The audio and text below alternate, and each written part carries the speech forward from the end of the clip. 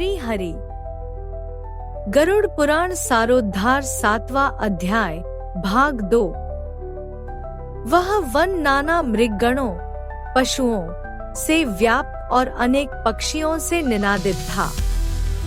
उस समय राजा ने वन के मध्य में दूर से एक मृग को देखा।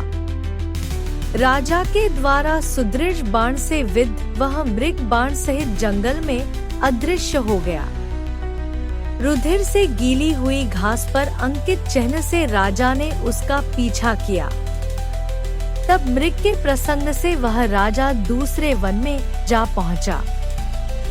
भूख प्यास से सूखे हुए कंठ वाला तथा परिश्रम के संताप से पीड़ित उस राजा ने एक जलाशय के समीप पहुंचकर घोड़े के साथ उसमें स्नान किया तथा कमल की गंधाद से सुगंधित शीतल जल का पान किया।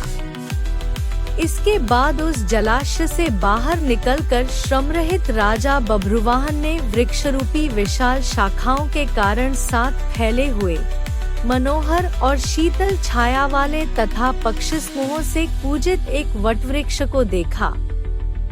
वह वृक्ष संपूर्ण वन की महती पताका की भांति स्थित था। उसकी जड़ के पास जाकर राजा बैठ गया। उसके बाद राजा ने भूख और प्यास से व्याकुल इंद्रियों वाले, ऊपर की ओर उठे हुए बालों वाले, अत्यंत मलिन, कुबड़े और मांसरहित एक भयावह प्रेत को देखा। उस विकृत आकृति वाले भयावह प्रेत को देखकर बभ्रुवाहन विस्मित हो गया। प्रेत भी घने जंगल में आए हुए राजा को देखकर चकित हो गया और समुत्सुक मन वाला होकर वह प्रेतराज उसके पास आया। हे तार्क्ष! तब उस प्रेतराज ने राजा से कहा, हे महाबाहो! आपके संबंध से मैंने प्रेत भाव का त्याग कर दिया है, अर्थात मेरा प्रेत भाव छूट गया है और मैं परम शांति को प्राप्त हो गया हूँ तथा धन्यतर हो गया हूँ।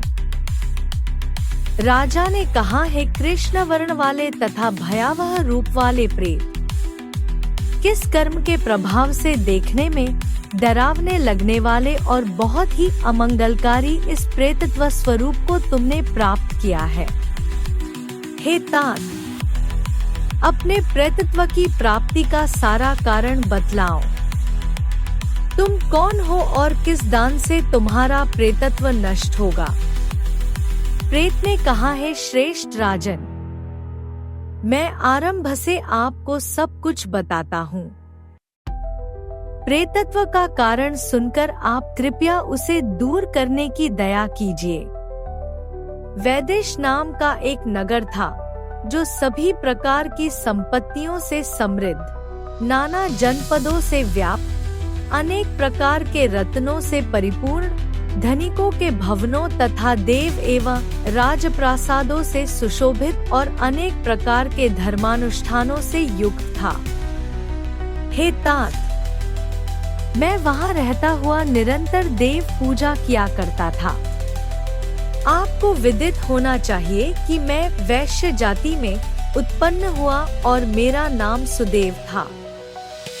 मैंने हव्य प्रदान करके देवताओं का तथा कव्य प्रदान करके पितरों का तर्पण किया। अनेक प्रकार के दानों से मैंने ब्राह्मणों को संतुष्ट किया था और अनेक बार दीन, अंधे एवं कृपण, जरूरतमंद मनुष्यों को अन्न दिया था।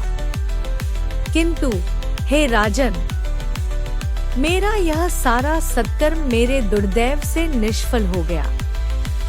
जिस कारण मेरा सुकृत निष्फल हुआ वह मैं आपको बताता हूँ।